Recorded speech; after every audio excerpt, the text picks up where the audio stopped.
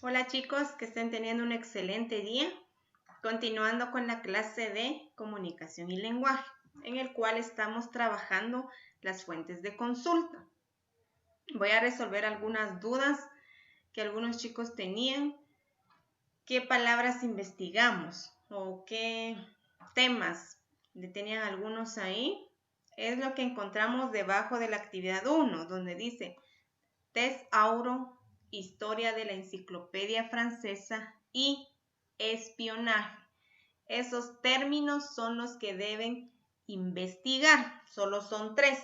Lo pueden investigar en una enciclopedia, lo pueden investigar en un diccionario y lo pueden investigar por medio del internet, ¿verdad? Que serían los sitios web.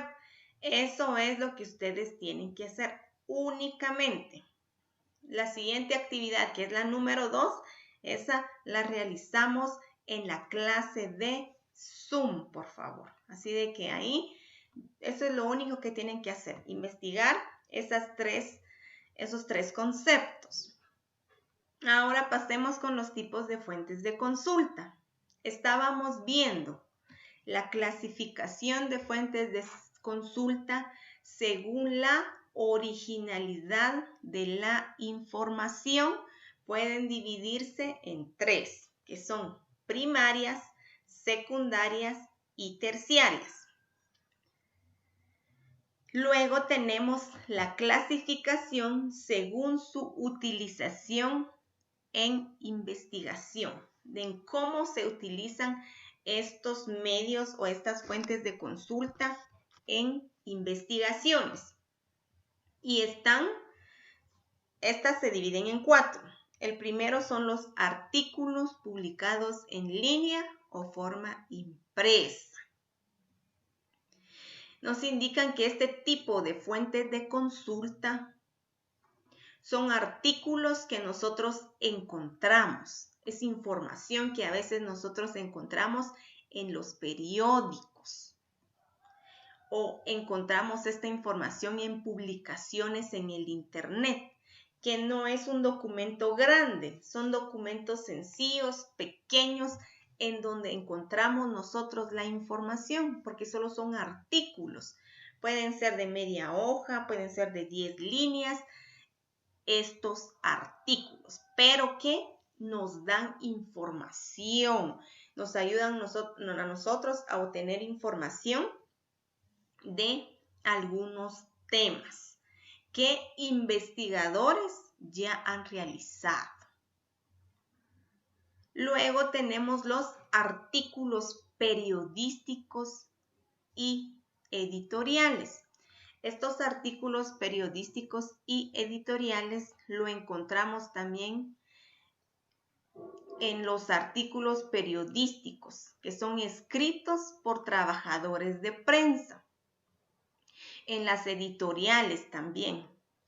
Por ejemplo, en Prensa Libre nosotros encontramos una parte de editorial donde el escritor de Prensa Libre escribe, da su punto de vista, su comentario acerca de ese tema. Esos escritores deben ser especialistas en esos temas para no confundirnos, para que la información que nosotros querramos aprender sea clara, sea verdadera. O también sucede con algunos otros temas, como en la economía, las finanzas, en la política, que nosotros también podemos encontrar información en los artículos periodísticos y en las editoriales. A eso básicamente lo encontramos en los periódicos. Puede ser Prensa Libre, Nuestro Diario, el periódico. Ahí encontramos algunas informaciones. La tercera son los libros publicados en líneas o forma impresa. Ese es otro tipo de fuente de consulta, que son los libros. Cuando nosotros queremos investigar de algún tema, conocer, y tenemos un libro a la mano, podemos investigarlo ahí fácilmente. Hay libros en línea Yo creo que la mayoría ya utilizamos libros en línea, ya que los impresos también algunos son bastante caros. Pero si nosotros tenemos internet en nuestro teléfono, en nuestra computadora, nosotros investigamos rápidamente, ahí nos sale un libro y ahí encontramos la información que nosotros necesitamos. Nos dice que los libros sirven como fuente de consulta. Suelen ser escritos por especialistas en un tema determinado.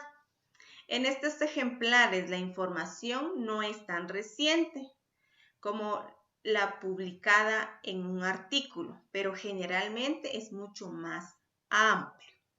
Y eso es exacto. En libros la información viene bastante amplia.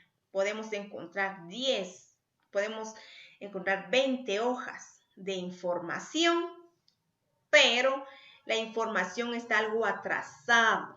Puede ser un libro de hace 10 años, 15 años, y que eso afecta que la información sea verídica, que esa información sea exacta. Luego encontramos, por último, de la clasificación según su utilización en investigaciones, los sitios web. Estos sitios web actualmente son las más utilizadas.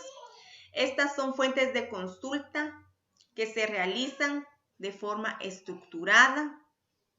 Cualquier empresa, cualquier persona que necesite aprender algo, va al internet y coloca el nombre, nos aparece la información y listo. Y de esa forma obtenemos imágenes recientes, podemos ver diferentes cosas. Los sitios web son un medio que nos han facilitado la vida, pero también hay que tener cuidado porque hay información que no es real. A veces hay información confusa. Debemos ser bastante cuidadosos, leer bien la información y no tener inconvenientes. Y esos son los 4 clases de fuentes de consulta según se utilicen en la investigación, en las investigaciones grandes. Estos son los que utilizan. Por último, tenemos las fuentes de consulta según su naturaleza física. Y estas son 2, fuentes documentales y fuentes no documentales. En las fuentes documentales encontramos que estas fuentes de consulta se registra en un papel u otro material que debe ser registrado como documento. Puede ser en papel u otro material que se puede manejar físicamente, transportar, preservar a través del tiempo. Puede ser en un disco, puede ser en un cassette, donde nosotros tengamos esa información. Si yo tengo un USB, aquí está la información, digo yo.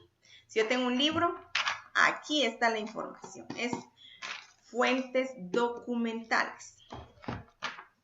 Estos pueden ser manuscritos, materiales grabados, libros impresos, publicaciones periodísticas, revistas, fotografías, discos, memoria USB, como les indicaba. Todos estos son fuentes documentales.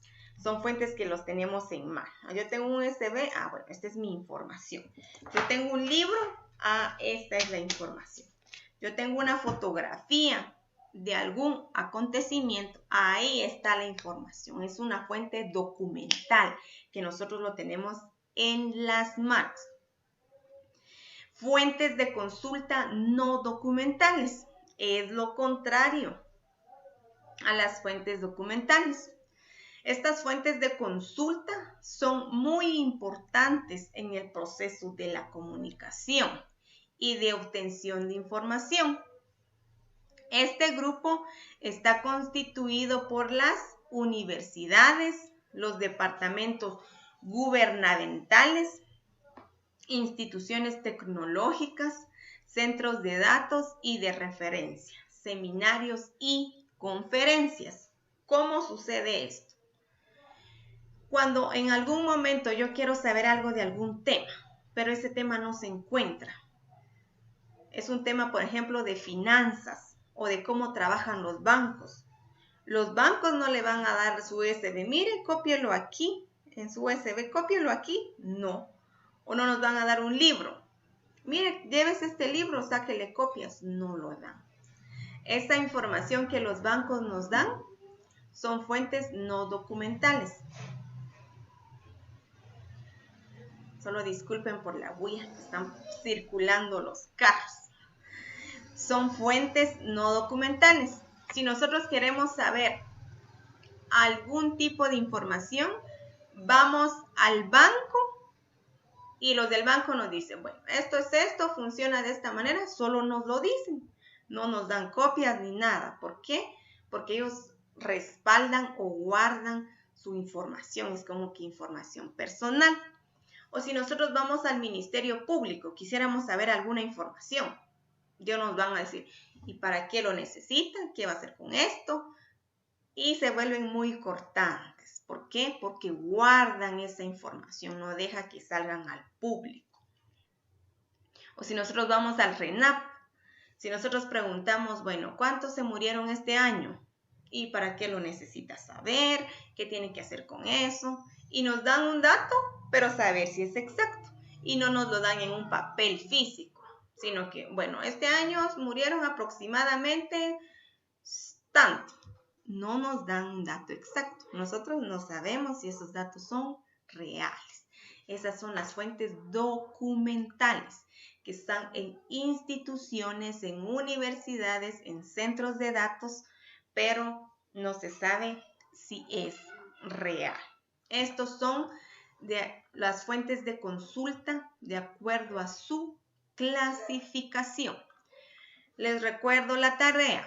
Ustedes solo deben investigar qué significa tesauro, historia de la enciclopedia francesa y espionaje. Solo eso. Lo escriben ahí en el cuadrito y el día viernes vamos a terminar de trabajar ese cuadro. ¿Sí? Yo los voy a ayudar. Sé que no se compliquen ahí, no se confundan. El día viernes lo estaremos trabajando en nuestro horario de clases. Que el Señor los bendiga. Nos seguiremos viendo el día viernes.